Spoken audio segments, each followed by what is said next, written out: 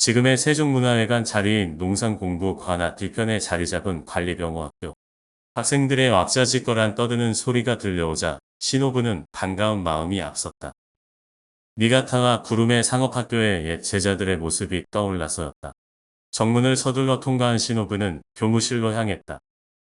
보름 전 영국인 교사 헬리팩스에게 아키즈키 영사의 소개장을 인편으로 보냈고 오늘 방문해서 수업을 참관해도 좋다는 답장을 받은 터였다.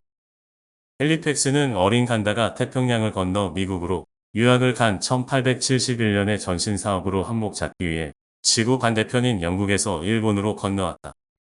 특이하게도 그는 일본과 조선을 오가며 전신 관련 일을 하고 영어를 가르쳤다. 경성과 부산간 남로전신선 부설은 그의 작품이었다. 지금은 다시 조선으로 건너와 관리병호학교에서 영어교사로 근무하고 있었다. 일본에서 일자리를 잃었을 때 한동안 선원 생활을 하며 태평양을 떠돌았다는 풍문도 있어서 그런 경력을 문제 삼아 교사 자격에 대해 시비를 거는 사람도 더러 있었다. 마침 아키즈키 영사가 도쿄에서 그에게 영어를 배운 적이 있다고 해서 소개장을 써달라고 부탁했다. 이튿날 아키즈키 영사는 소개장을 건네주며 잘해보라는 듯 신호부 어깨를 툭 쳤다. 조선 최초 관립 영어교육기관인 동문학에서도 영어를 가르쳤기 때문에 그만큼 조선의 영어교육 실태를 잘 파악하고 있는 인물도 드물며 도쿄와 후쿠시마에서도 영어교사 경험이 있어서 잘 사귀어두면 여러모로 도움이 될 것이라는 말도 덧붙였다. 이윽고 헬리팩스와 함께 상급반 교실에 나타난 신호부는 교실 뒤편에 서서 수업을 지켜봤다. 일부 단발머리를 한 학생도 있지만 대다수 학생들은 상투머리이거나 갓을 쓰고 도포를 입은 모습이어서 일본 학생들과는 대비가 되었다. 메이지 시대 초기 일본 학생들도 상투를 틀거나 긴 머리에 전통 의상인 하우리와 하카마를 입고 허리에는 칼을 하나 아니면 둘씩 차고 다녔다. 지금은 교복을 입고 서구적인 생각은 짧게 자른 머리에서 나온다는 말이 있을 정도여서 단발 일색이다. 사람들은 흩어진 머리를 두드려보면 문명개화의 소리가 난다고 우스개 소리를 했다. 낯선 이방인의 등장으로 잠시 웅성거리던 학생들은 교사의 지시에 따라 영어 교과서인 리더를 펼쳐들고 큰 소리로 읽기 시작했다. Down in the field, one day in June, the flowers bloomed together.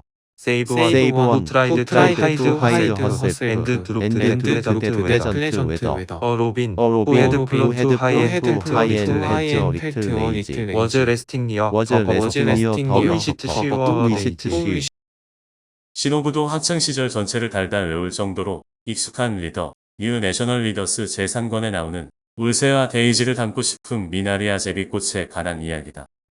서정적인 데다가 교훈적인 내용을 담고 있다. 그 수줍은 작은 들꽃 미나리아 제비가 가련한 조선인들의 모습과 닮았다는 생각을 잠시 했다. 처음 한두 문장을 듣고서도 조선 학생들의 영어 발음이 일본 학생들과 사뭇 다르다는 것을 느낄 수 있었다. 일본에서는 실로 괴상한 영어 발음이 조선에서는 또렷하고 분명했다.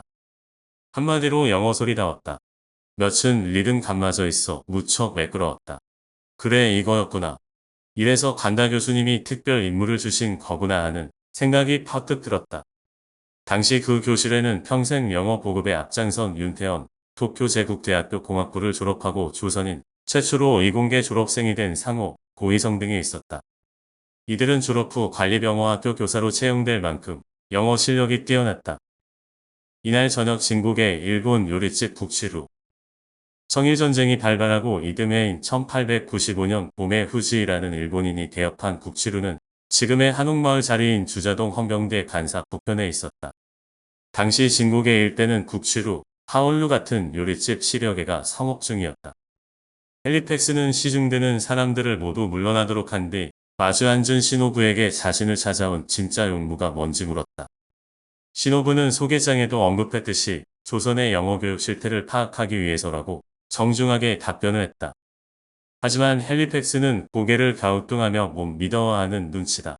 잠시 신호부 얼굴을 빤히 쳐다보다가 자신의 잔에 술을 따르며 말을 잇는다. 초인지라고 들었소만 경성 생활은 어떻소? 조선이라는 나라가 참 형편없을게요.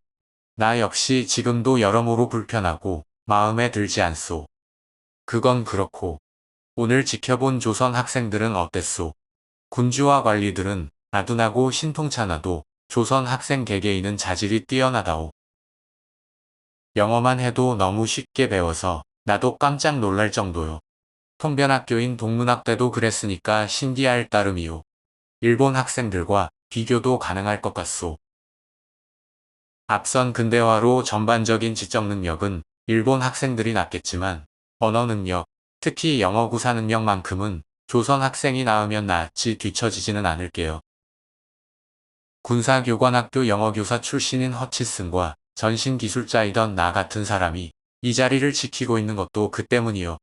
학생들을 가르치는 즐거움과 보람이 있단 말이요.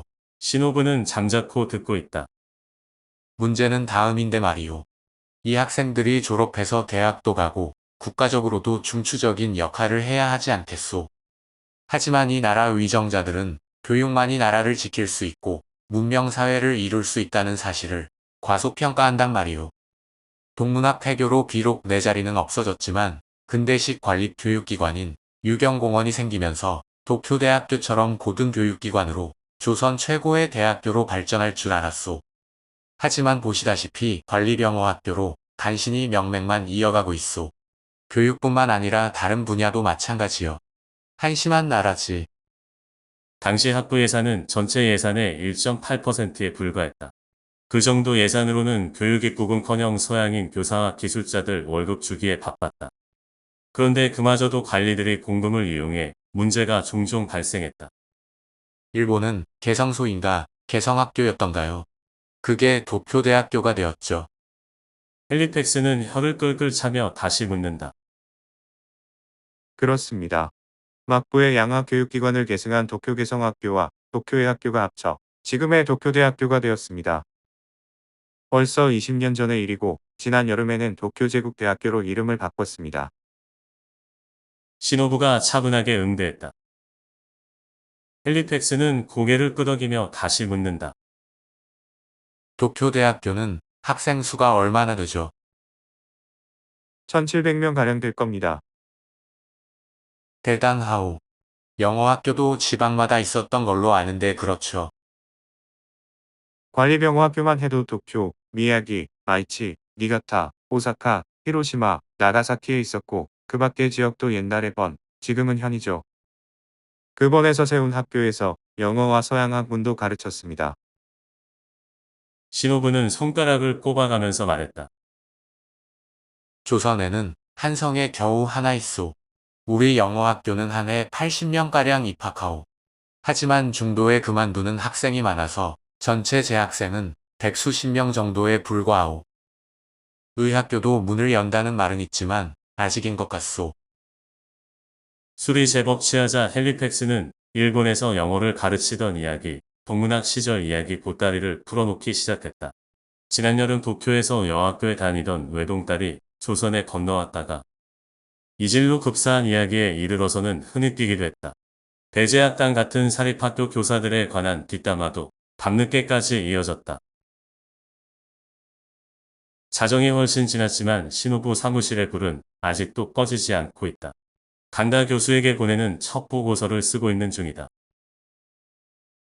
어제 만남은 특별히 흥미롭지는 않았지만 간다 교수가 지시한 교사 자질과 교수법과 같은 몇 가지 사항은 대충이나마 파악하는 데 도움이 되었다. 조선 학생들의 영어 발음을 직접 들어본 것은 나름대로 큰 수확이었다.